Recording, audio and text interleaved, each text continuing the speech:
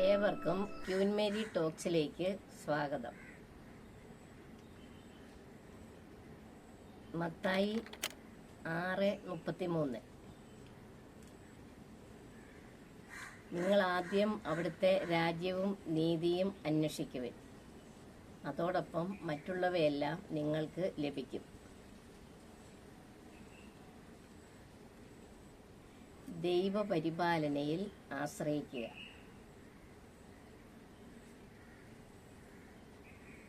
ഞാൻ നിങ്ങളോട് പറയുന്നു, എന്ത് ഭക്ഷിക്കും, എന്ത് പാനം ചെയ്യും എന്ന് ജീവനെക്കുറിച്ചോ, എന്ത് ധരിക്കും എന്ന് ശരീരത്തെക്കുറിച്ചോ നിങ്ങൾ ആകുലരാകേണ്ട. ഭക്ഷണത്തേക്കാൾ ജീവനും വസ്ത്രത്തേക്കാൾ ശരീരവും ശ്രേഷ്ഠമല്ലേ?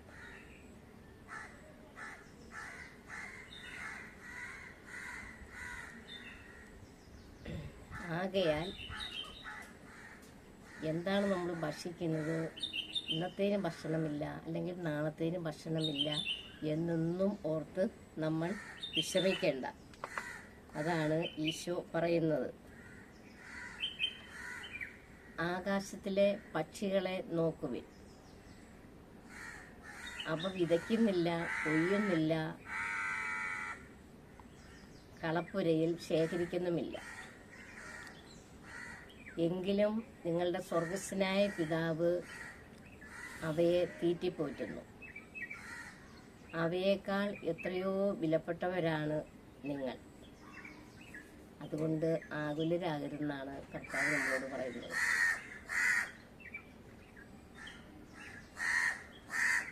വയലിലെ ലില്ലികളെ നോക്കുക,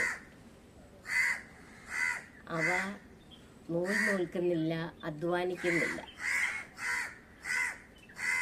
എങ്കിലും അവയെ ദൈവം പരിപാലിക്കുന്നു. അതിനാൽ സത്യസത്യമായി ഞാൻ നിങ്ങളോട് പറയുന്നു, സോളമൻ പോലും തൻ്റെ സർവമഹത്വത്തിലും അതിലൊന്നിനെ പോലെ അലങ്കൃതനായിരുന്നില്ല. അതുകൊണ്ട് എന്ത് ഭക്ഷിക്കും, എന്ത് പാനം ചെയ്യും, എന്ത് ധരിക്കും എന്നോർത്ത് നിങ്ങൾ ആകുലരാകരുത്.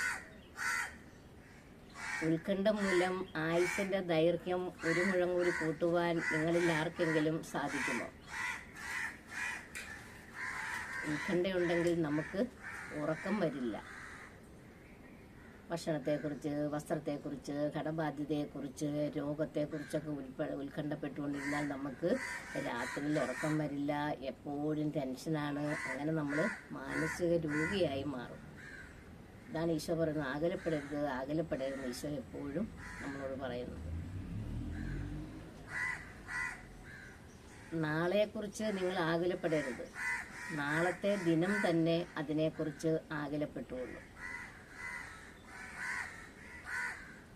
നിങ്ങൾ ആദ്യം അവിടുത്തെ രാജ്യവും നീതി അന്വേഷിക്കാൻ, അതോടൊപ്പം മറ്റുള്ളവയെല്ലാം ലഭിക്കുമല്ലോ.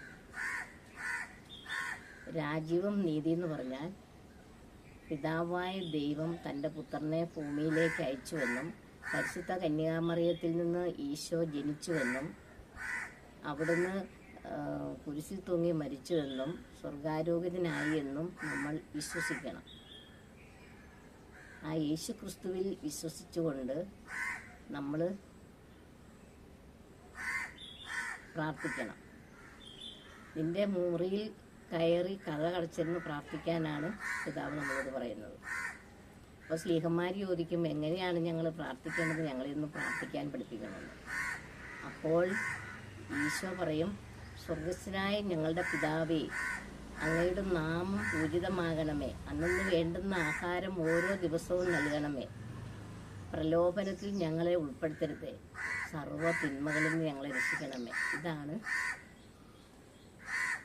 ഈശോ ശിഷ്യന്മാരെ പഠിപ്പിച്ച പ്രാർത്ഥന.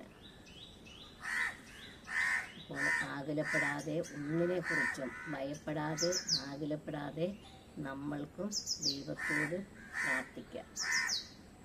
അതിനുവേണ്ടി പരിശുദ്ധ അമ്മയുടെ മാധ്യസ്ഥം നമുക്ക് തേടാം. നന്മ നിറഞ്ഞ മറിയമേ സുസ്തി, കർത്താവ് അങ്ങയോട് കൂടെ സ്ത്രീകളിൽ അങ്ങ് അനുഗ്രഹിക്കപ്പെട്ടവളാകുന്നു. അങ്ങയുടെ ഉദരത്തിൻ ഫലമായി ഈശോ അനുഗ്രഹിക്കപ്പെട്ടവനാകുന്നു.